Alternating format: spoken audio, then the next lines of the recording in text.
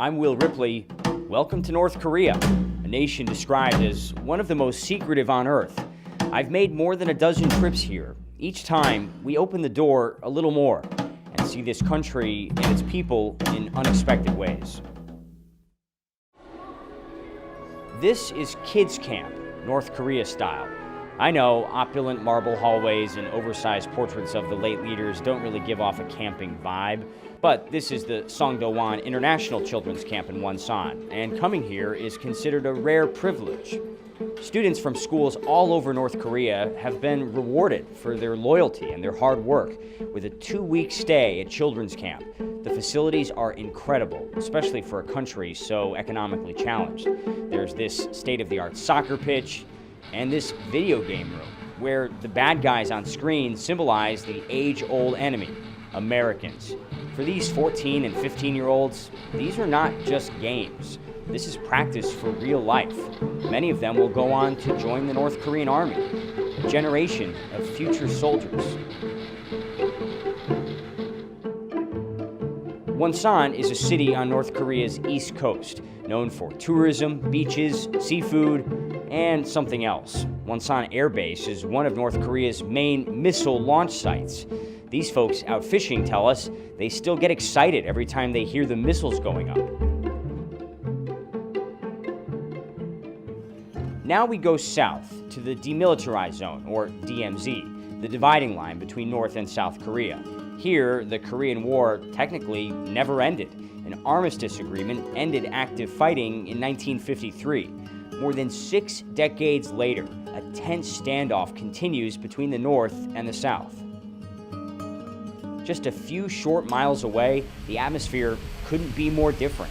The peaceful Pakyeong waterfall is a popular place for picnickers and poets, all inspired by its calm, natural beauty. It's easy to forget this area is full of military installations and artillery.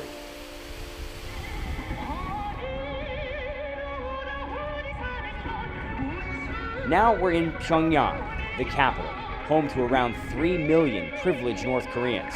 Here, workdays begin like this.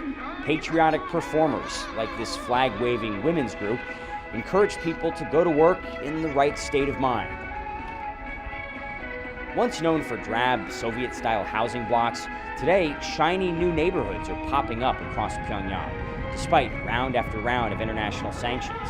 The question, is it all sustainable as outside pressure continues to increase?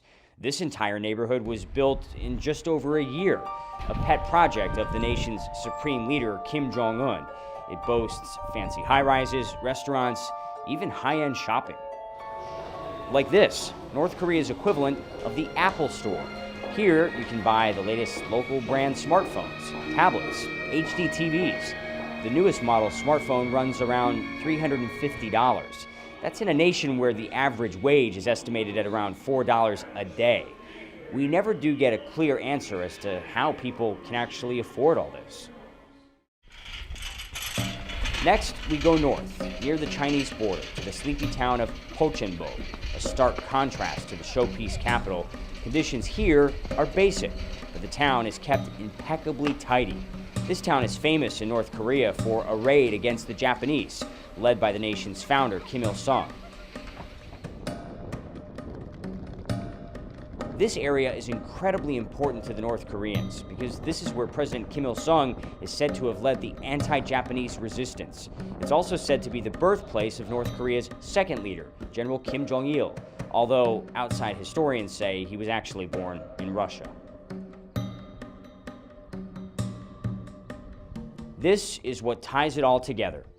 Mount Paektu, the highest point on the Korean peninsula. Breathtaking, beautiful, majestic, a place of myth and legend, both ancient and modern. As a foreign journalist, even setting foot here is extraordinary. This is the first time CNN's ever been allowed. For North Koreans, coming here is like a pilgrimage. Mount Paektu symbolizes their struggles, their achievements, their hopes. And it's where we end this CNN VR journey, inside North Korea. I'm Will Ripley, and this is CNN in virtual reality.